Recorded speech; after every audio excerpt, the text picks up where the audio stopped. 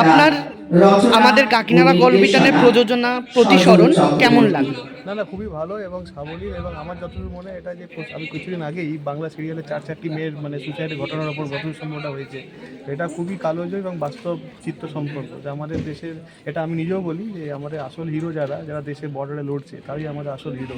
এরা তো ব্যাস ফিল্মি হিরো, সত্যিকারের হিরো তো সেটা আপনাদের খুব ভালোভাবে সমাজে এটাকে প্রকাশ করা হয়েছে।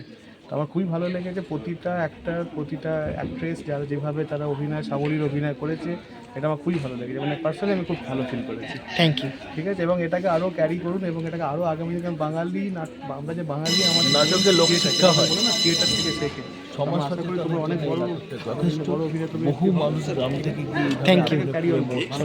প্রথম প্রদর্শন কাকিনাড়া গল্পিতান নিবেদিত প্রতিসরণ নাটকটা কেমন লাগলো?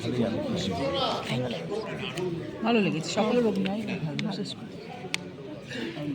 Thank you. ফাইনাল যে হয়েছে বেশ ভালো। Thank you. খুব সুন্দর, একদম বাস্তবধর্মী, এবং ওই মালবিকা গুহের অভিনয় তো অনবদ্য, নো ডাউট।